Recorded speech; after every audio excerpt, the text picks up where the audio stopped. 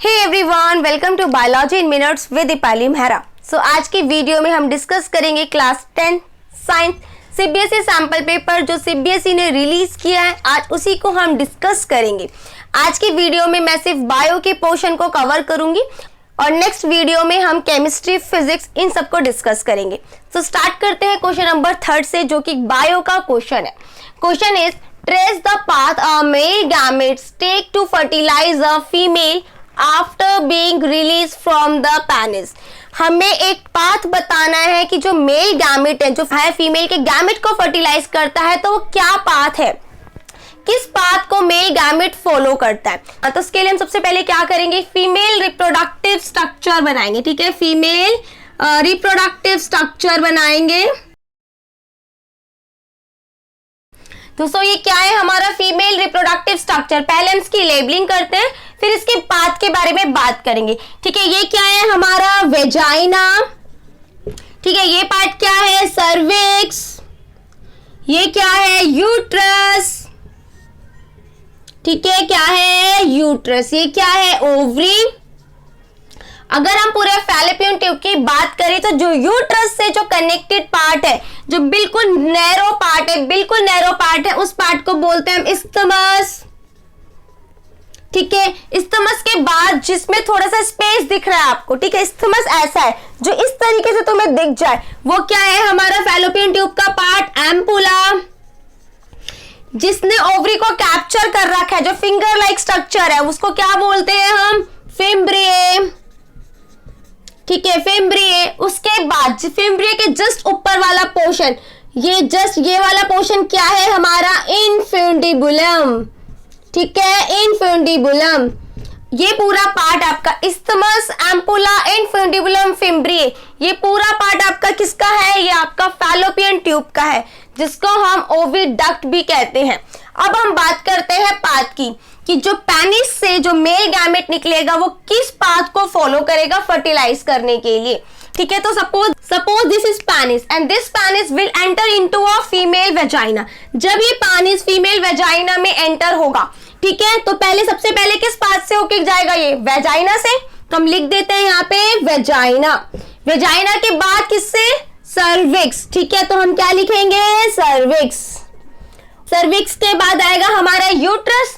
Cervix के बाद क्या आएगा हमारा यूट्रस, और यूट्रस के बाद क्या होगा हमारी फैलोपियन ट्यूब। ठीक है, उसके बाद क्या होगा हमारा फैलोपियन ट्यूब। ठीक है, तो हमसे पाथ पूछा गया था कि ट्रेस द पाथ, तो क्या पाथ है हमारा वेजाइना। वेजाइना के बाद आएगा सर्विक्स, उसके बाद uterus and then fallopian tube. Okay, so next part, question number 3 का ही नेक्स्ट पार्ट, बी पार्ट।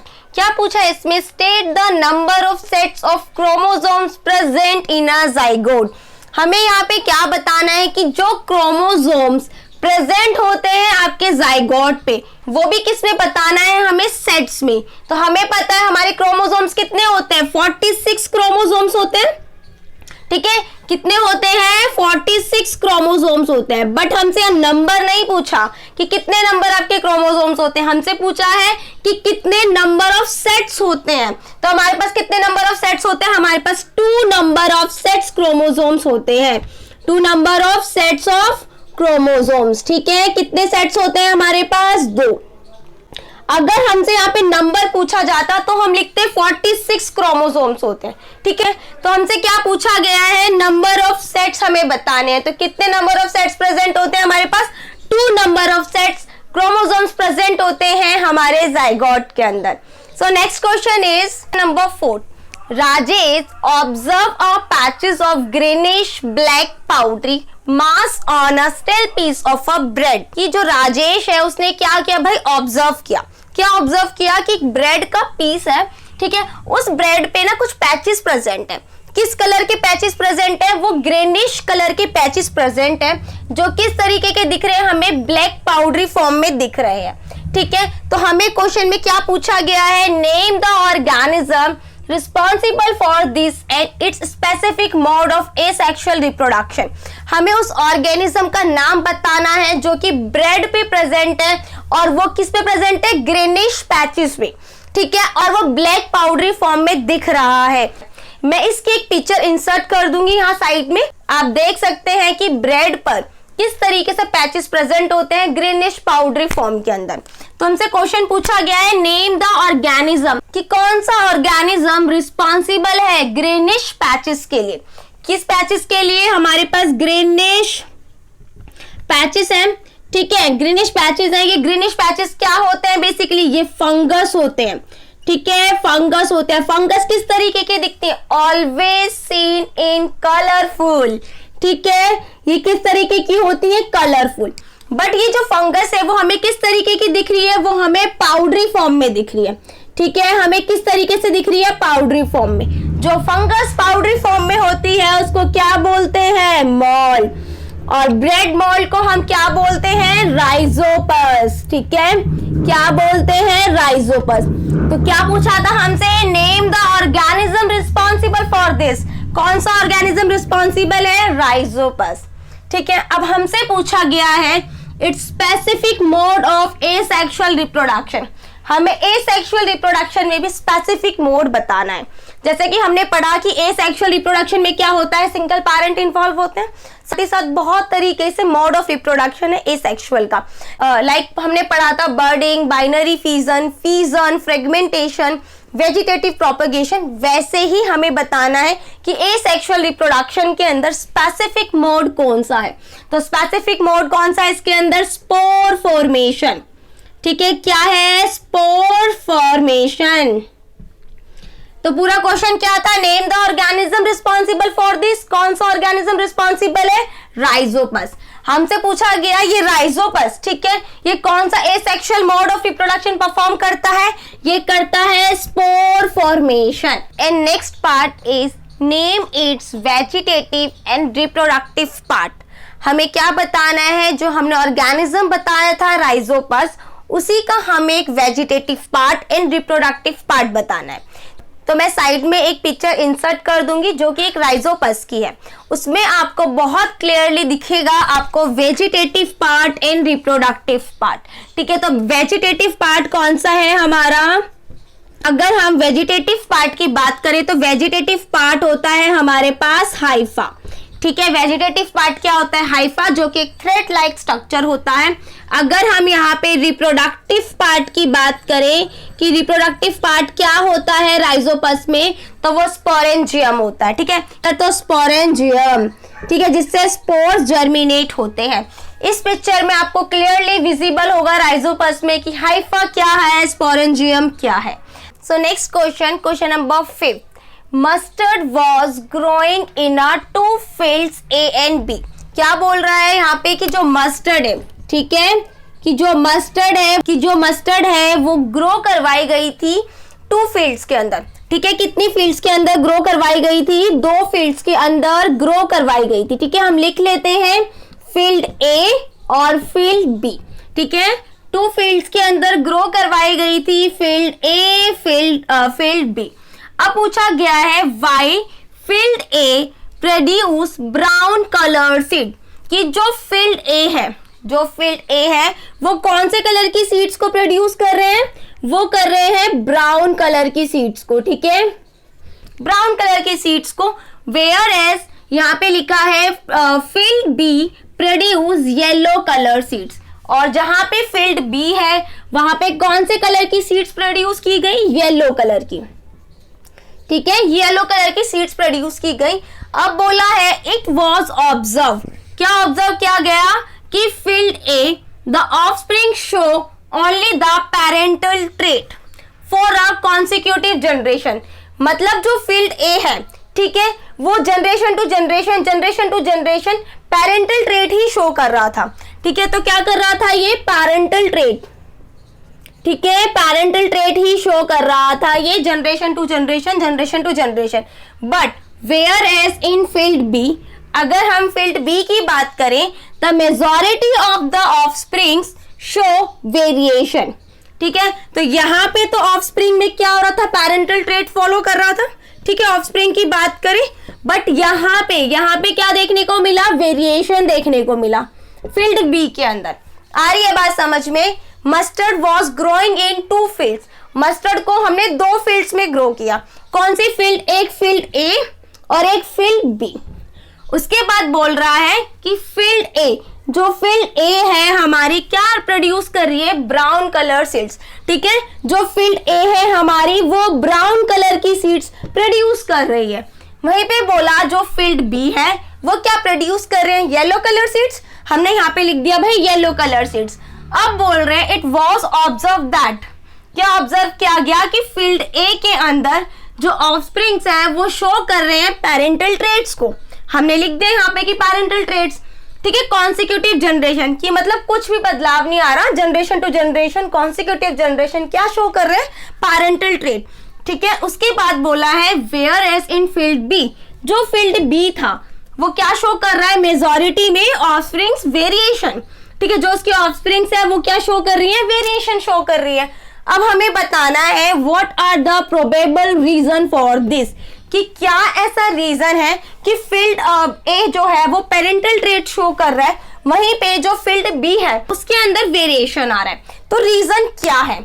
तो हम समझते हैं इसको कि जैसे कि फील्ड ए है जिसमें ब्राउन कलर की सीड्स, ठीक है, ब्राउन कलर की सीड्स ग्रो हो रहे हैं, तो हमें समझना है कि ये फील्ड ए के अंदर ऐसा क्या था, ऐसा क्या रीजन था कि यहाँ पे generation to generation consecutive generation में सिर्फ पेरेंटल ट्रेट्स देखने को मिली। तो इसको अंडरस्टैंड करते हैं by the monohybrid cross. Okay, तो यहाँ पे ब्राउन कलर की सीड्स हैं तो हम कैपिटल बी लिख लेते हैं। इस ब्राउन कलर की सीड्स को मैंने क्रॉस कराया, मैं क्रॉस कराती हूँ पर्पल सीड्स के साथ। ठीक है, मैंने इसको क्रॉस कराया पर्पल सीड्स के साथ। ठीक है, ब्राउन कलर की सीड्स मैंने कैपिटल बी से रिप्रेजेंट किए हैं और और हमारा जो पर्पल सीड है उसको मैंने स्मॉल बी से रिप्रेजेंट किया है। जब मैंने मोनोहाइब्रिड क्रॉस किया तो मेरे पास F1 जनरेशन क्या आई? F1 जनरेशन मेरे पास कैपिटल बी स्मॉल बी आई। इट मीन्स यहाँ पे क्या हुआ? All brown colour seeds. ठीक है, अब मैंने ये ऐसा क्यों बोल दिया यहाँ पे सारे ब्राउन कलर सीड्स होंगे? अब मैंने ये ऐसा क्यों कहा कि यहाँ पे सारे के सारे ब्राउन सीड्स होंगे? क्योंकि मैंने कहा according to law of dominance. Law of dominance क्या होता है हमारा? मैं यहाँ लिख भी देती हूँ law of dominance. Law of dominance में हमने 3 पॉइंट पढ़े थे।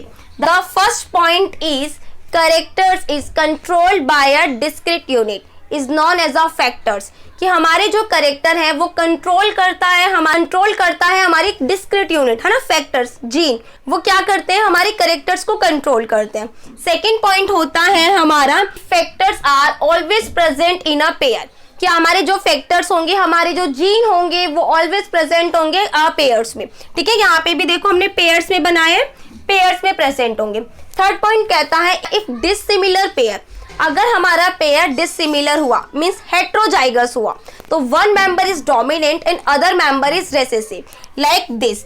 ठीक है, ये क्या है? Like this. ये क्या है? हमारा हेट्रोजाइगस है। ठीक है, हेट्रोजाइगस है, हेट्रो मतलब डिफरेंट, हेट्रोजाइगस है, तो यहाँ पे एक मेंबर क्या होगा? हमारा डोमिनेंट का काम करेगा, दूसरा मेंबर क्या करेगा? हमारा रेसेसिव का काम करेगा।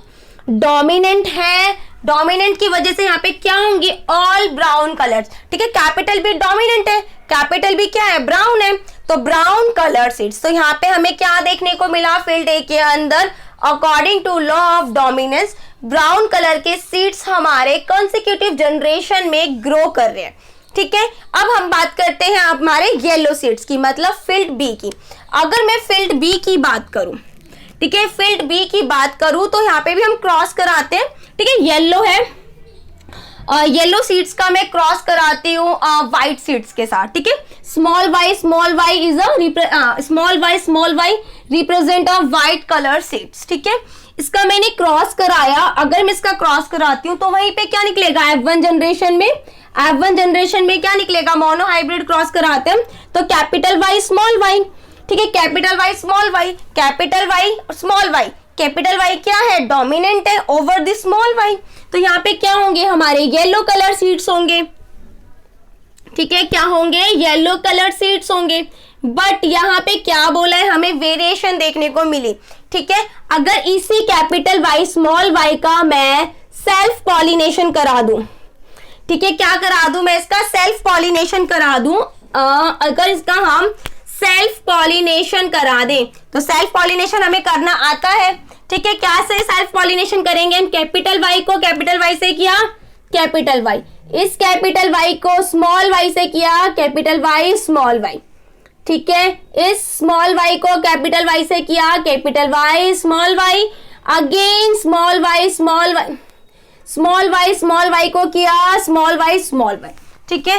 तो यहाँ पे कैपिटल आ रहे हैं, ठीक है, डोमिनेंट आ रहे हैं, इट मींस यहाँ पे येलो कलर सीड होगा, ठीक है, येलो कलर सीड होगा। बट स्मॉल वाई क्या है हमारा? व्हाइट कलर सीड है, ठीक है, क्या है? White colour. तो यहाँ पे हमें F2 के अंदर क्या देखने को मिला? वेरिएशन, वेरिएशन आया ना, आना तो येलो कलर सीड था बट आ क्या गया? White colour seed. तो यहाँ पे वेरिएशन देखने को मिला। तो हमसे क्वेश्चन में क्या पूछा गया है? What are the probable reason for this, कि वेरिएशन आने के क्या प्रोबेबल रीजंस है। तो रीजंस के लिए हम यहाँ पे लिख सकते हैं रिकॉम्बिनेशन ऑफ जीन्स, रिकॉम्बिनेशन करना, किसी भी जीन का किसी भी जीन के साथ रिकॉम्बिनेट करना, ठीक है, रिकॉम्बिनेशन जीन। साथ ही साथ हम लिख सकते रैंडम मैटिंग, ठीक है, किसी के साथ भी मैटिंग कर लेना, एकदम से रैंडम मैटिंग कर लेना, या और भी लिख सकते हैं हम रैंडम फर्टिलाइजेशन, ठीक है, random fertilisation. These are the probable reason for this, ठीक है।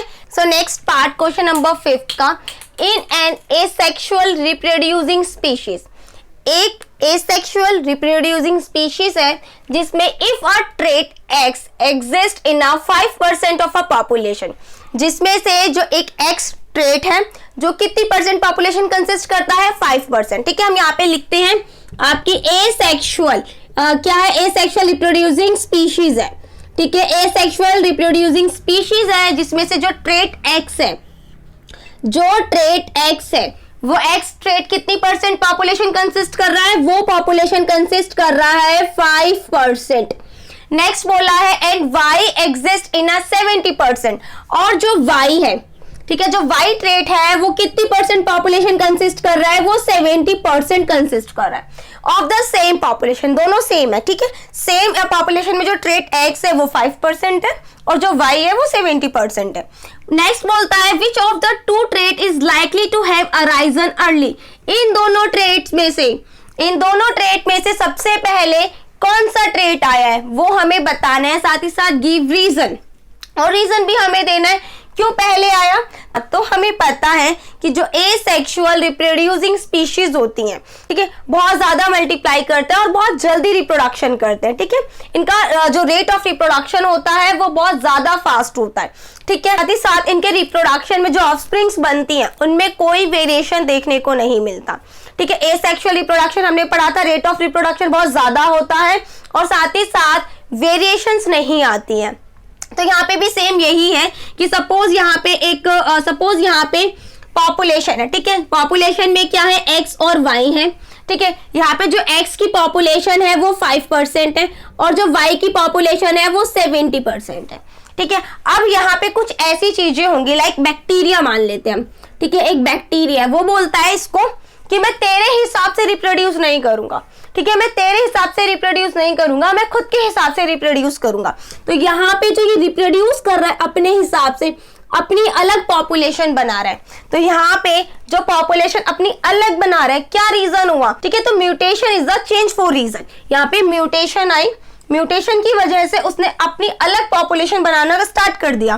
तो ये कौन सा पॉपुलेशन हो गई? ये हमारी एक्स पॉपुलेशन हो गई, 5% पॉपुलेशन, ठीक है।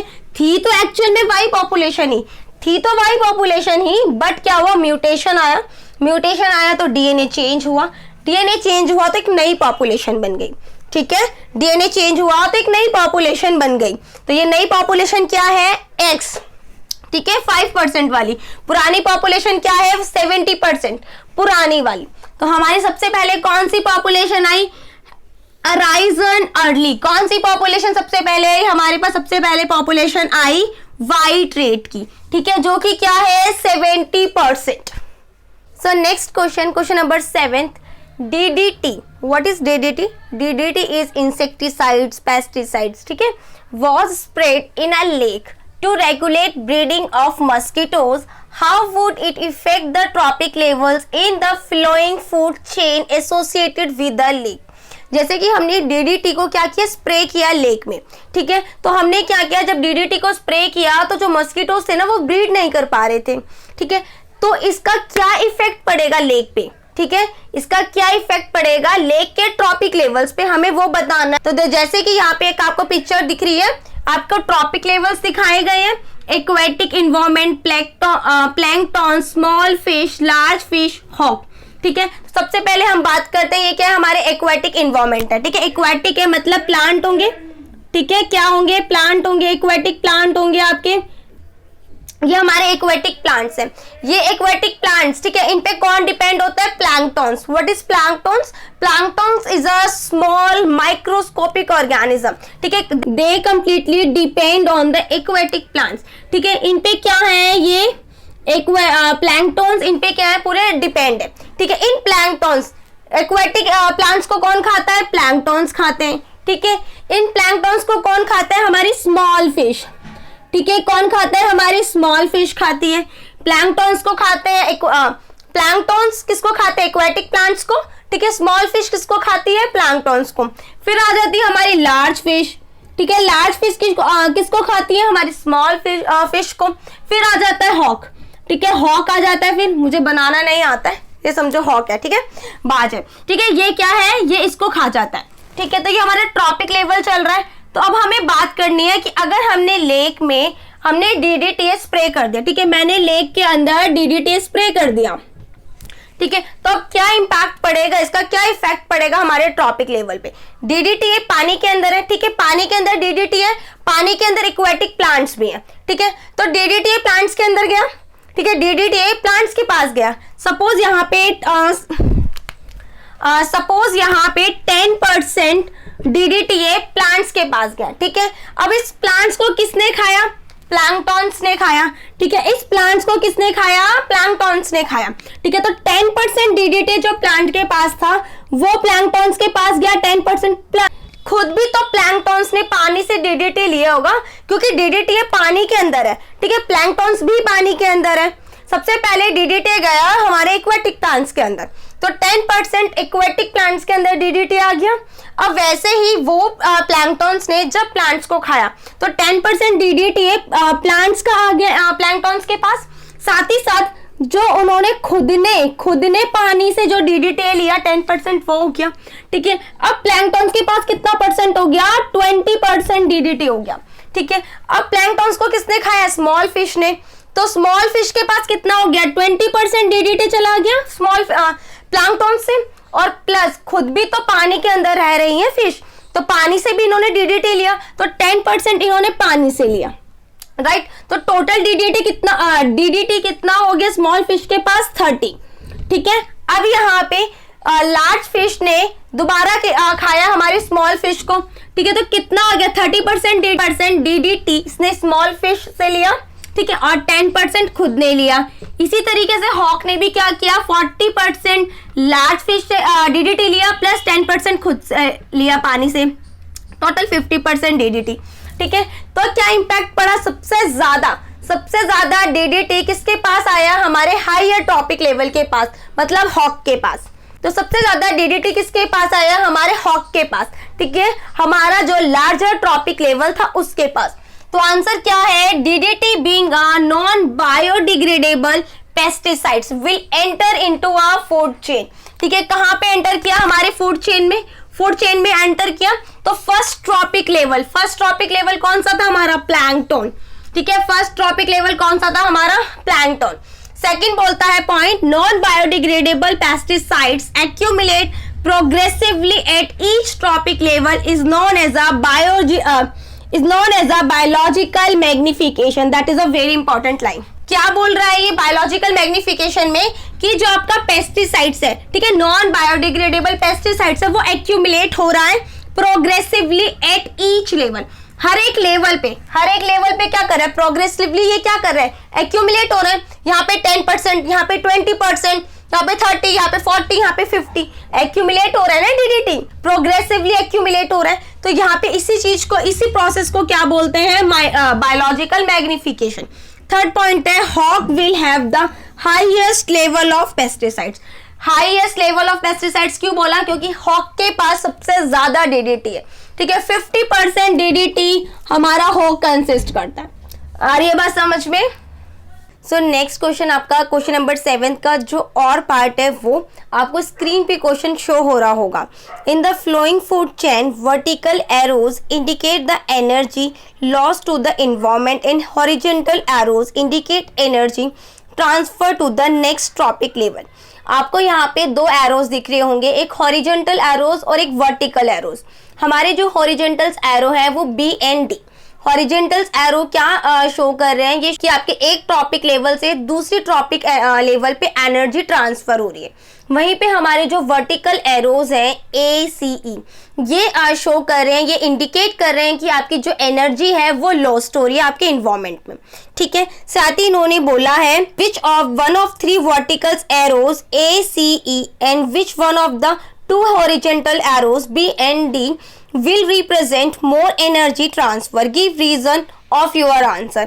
तो हमें बताना है हमारे हॉरिजॉन्टल एरोज में और वर्टिकल एरोज में कौन सा इनमें से ऐसा एरो है जो सबसे ज्यादा एनर्जी ट्रांसफर कर रहा है और सबसे ज्यादा एनर्जी लॉस्ट कर रहा है इन्वायरमेंट में, ठीक है। तो इस क्वेश्चन में हमें लगाना है 10% लॉ, ठीक है। इस क्वेश्चन के अंदर हमें क्या लगाना है, 10% लॉ लगाना है। 10% लॉ क्या होता है कि जैसे कि यहाँ पे सूरज है, हमारा सन है, ठीक है। सन ने क्या किया, सन ने इसको 1000 जूल एनर्जी दी। सन ने प्लांट्स को 1000 जूल एनर्जी दी। तो 10% लॉ क्या होता है कि एक ट्रॉपिक लेवल से जो दूसरे ट्रॉपिक लेवल में एनर्जी ट्रांसफर होगी, एक ट्रॉपिक लेवल से दूसरे ट्रॉपिक लेवल में जो एनर्जी ट्रांसफर होगी वो सिर्फ और सिर्फ 10% एनर्जी ट्रांसफर होगी। इट मीन्स 1000 जूल का 10%, ठीक है। इट मीन्स 1000 जूल का 10% कितना होगा, इसको कैलकुलेट करते हैं। 1000 इंटू में कितना 10%, 20 से 20 कट गए तो कितना 100, ठीक है। तो कितनी एनर्जी इसमें ट्रांसफर होगी, 100 जूल, ठीक है। कितनी एनर्जी ट्रांसफर होगी इस पे, 100 जूल, ठीक है। डियर के पास कितनी एनर्जी आई, 100 जूल। अब सेम यही डियर टाइगर को एक टॉपिक लेवल से दूसरे टॉपिक लेवल पे जो एनर्जी ट्रांसफर करेगा वो अगेन 10% करेगा। तो 100 जूल का 10% कितना होता है, 10, ठीक है। तो 10 जूल क्या आ गई, इसके पास एनर्जी आ गई, ठीक है। तो ये क्या कर रहा है, हमारा 10% लो है। अब यहाँ पे सिर्फ 10% क्या कर रहा है, ट्रांसफर कर रहा है एनर्जी को। तो इन्वायरमेंट को कितने परसेंट लॉस कर रहा है, 90% लॉस कर रहा है, ठीक है। इन्वायरमेंट को कितना परसेंट लॉस कर रहा है, 90%। 90 लॉस्ट कर रहा है, 10% ट्रांसफर कर रहा है, 90 लॉस्ट कर रहा है, 10% ट्रांसफर कर रहा है, ठीक है। तो हमसे क्या पूछा गया है कि हमें बताना है कि हॉरिजॉन्टल एरोज में कि कौन सा ACE कौन सबसे ज्यादा एनर्जी को लॉस्ट कर रहा है, ठीक है। और हमें यहाँ पे बताना है जो हमारे वर्टिकल एरोज है वो सबसे ज्यादा एनर्जी कौन ट्रांसफर कर रहा है, ठीक है। तो यहाँ पे अगर हम लॉस्ट की देखें तो हमें तो पता है कि 90% क्या कर रहे हैं ये लोग, लॉस्ट कर रहे हैं। बट हमें निकालना होगा, फाइंड आउट करना होगा इसका आउटकम। यहाँ पे 90% तो हम फाइंड आउट करेंगे तो यहाँ पे क्या हो गया, यहाँ पे कितना हो गया, 900 जूल, ठीक है। 100 जूल हमारा ट्रांसफर हुआ है, 900 जूल क्या हुआ, एनवायरमेंट को लॉस्ट हुआ है। यहाँ पे भी 10 जूल क्या हुआ है, ट्रांसफर हुआ है। तो ऑब्वियसली कितना, 90 जूल एनर्जी हमारी क्या हुई, एनवायरमेंट को लॉस्ट हुई है। तो हमें सबसे पहले ये बताना है कौन सा हॉरिजॉन्टल एरो था और कौन सा वर्टिकल एरो था। तो हम अगर बात करें यहाँ पे हॉरिजॉन्टल उसकी एरोज की, horizontal arrow and vertical arrow, ठीक है। Horizontal arrow and vertical arrow, तो हमें यहाँ पे पता चल रहा है हमारा हॉरिजॉन्टल एरो कौन सबसे ज्यादा एनर्जी ट्रांसफर कर रहा है, कौन कर रहा है, बी कर रहा है या डी कर रहा है। ऑब्वियसली 1000 से 100 जूल गई है, तो और 100 से यहाँ पे 10 जूल गई है, तो यहाँ पे तो कम गई है, यहाँ पे ज्यादा गई है, राइट। तो हॉरिजॉन्टल एरो में कौन हुआ, बी, ओके। वर्टिकल एरोज में बताना है ACE। तो खुद से बताओ यहाँ पे हमारा 9 हो जाएगा, ठीक है। यहाँ पे जो फर्दर जो एनर्जी ट्रांसफर होगी, तो यहाँ पे 10 जूल का क्या हो गया, 1 जूल होगा, ठीक है, 10% करेगा, और 9 जूल क्या हो जाएगी, इन्वायरमेंट को लॉस हो जाएगी। तो बताओ सबसे ज्यादा एनर्जी किस में है, 900, 90 या 9? ऑब्वियसली 900 मींस ए एरो, तो वर्टिकल एरो क्या हो गया, ए। आ रही है बस समझ में? तो आंसर है इन अकॉर्डेंस 10% लॉ। अगर हम 10% लॉ के अकॉर्डिंग देखें, transfer of energy in a food chain, किसी भी फूड चेन में जो एनर्जी ट्रांसफर होती है, only the 10% of energy available at one trophic level, दूसरे ट्रॉपिक लेवल में सिर्फ 10% is transferred to the next trophic level.